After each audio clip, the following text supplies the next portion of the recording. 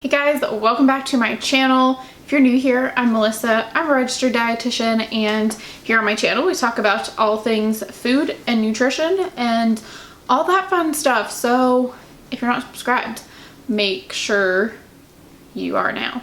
I don't know. Today we are talking about health at every size. If you are new to the channel, you might not know that last year I covered all of the intuitive eating principles. I'll link that playlist if you're interested in that. I figured this year we would dive into the health at every size principles. There are only 5 versus the 10 of intuitive eating, and I think the health at every size ones are a little more self-explanatory. There's not quite as much explanation that needs to go into them, so maybe they'll be shorter videos. I don't know. We'll find out. But today we are covering the first principle of health at every size. If you don't know what health at every size is, again, I have made a video of just like a general overview at health at every size, so I will link that as well. I do feel that health at every size and intuitive eating are pretty different from each other. I think most people that follow a health at every size approach probably also believe in intuitive eating and vice versa. But I would say intuitive eating is more, probably more on the mental health kind of spectrum.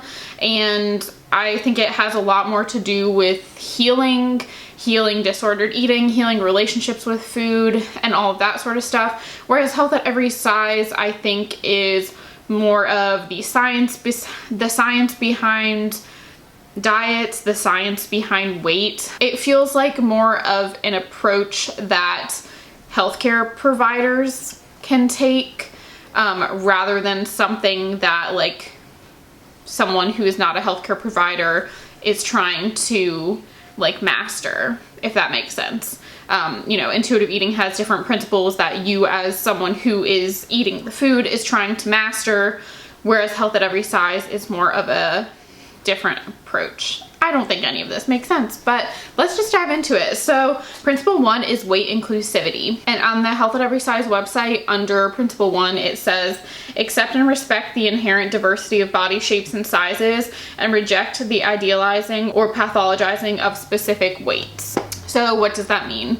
Long story short, it basically just means accepting that not everyone is supposed to be the same size, and not kind of striving for one particular body type, not saying that this one particular body type is the ideal body type. I've given this example before in a previous video. It might have been an intuitive eating video, but there's something called the Poodle Theory, maybe, and it basically just says you would never expect a standard poodle to look like a chihuahua, and you would never expect a chihuahua to look like a standard poodle. So why do we as humans expect everyone to look the same? We are all so different. Every body is different, and weight inclusivity is basically accepting that you cannot judge someone's health by looking at their body. There are so many bodies that are healthy bodies, and you don't have to be what we as a society have deemed the ideal body in order to be healthy. Another good example of this, well, this is not an example of weight inclusivity, but good example of the bias that some of us might feel is recently in the news, if you might have heard, Jillian Michaels was scrutinizing Lizzo's body, and rightfully many people came back at her and said, do you see what Lizzo does on stage every single night? That girl is in such good shape, and there's no way that you can judge that by the size and the shape of her body. So Jillian Michaels is someone who is not weight inclusive, but it just kind of shows the bias. And part of weight inclusivity is understanding and accepting your own biases. I think a lot of us, whether we want to admit it or not, or whether we consciously do it or not,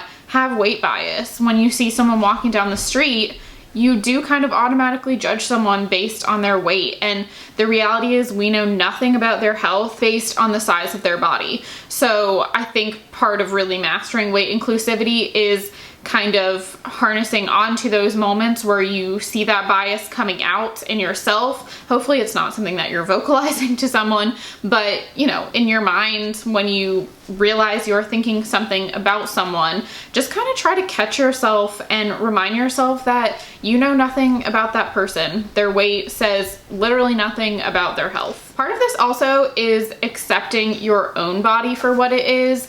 I think a lot of us have been through points in our life where we might have weighed less and we might have weighed more, and I think when we do weigh more, we want to get back to that point in time when we weighed less. But I think we really need to evaluate, what were you doing in those times when you weighed less? Were you over exercising? Were you under eating? Were you exhibiting disordered eating behaviors? Were you incredibly stressed or sad and so you weren't eating? Those are all really unhealthy behaviors that may make your body smaller. But if you need to practice those behaviors in order for your body to be that size, that is not the right size for your body. Like I said, part of this is recognizing how many things can contribute to someone's weight. Genetics is a huge part of it, stress, sleep.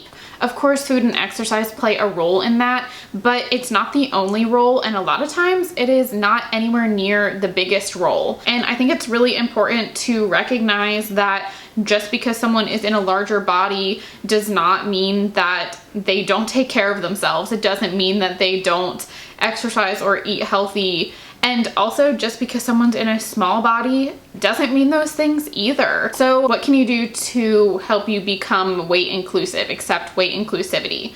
I mean, first of all, I highly recommend reading the book Health at Every Size, but I think an important thing is to kind of surround yourself with people of different sizes. A lot of times for people that can mean following different people on social media of different sizes who look different. Also following people who look like you, unfollowing anyone that makes you feel bad about yourself, unfollowing anyone who is telling you that you should be on a diet, that you should be making yourself feel terrible in order to lose some weight or be a certain body size, because getting rid of those messages can really take you a long way when it comes to accepting different bodies and accepting different weights. And I think part of it also is talking to other people if you feel comfortable.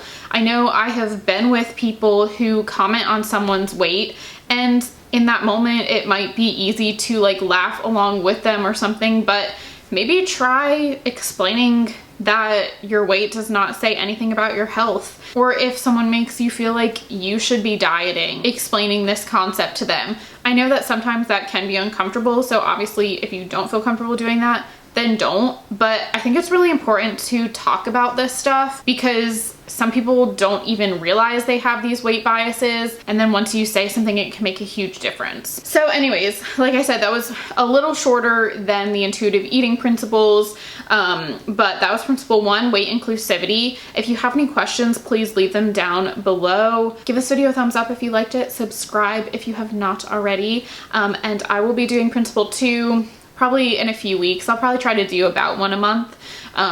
We'll see. But yeah, thank you guys so much for watching, and I will see you next week. Bye.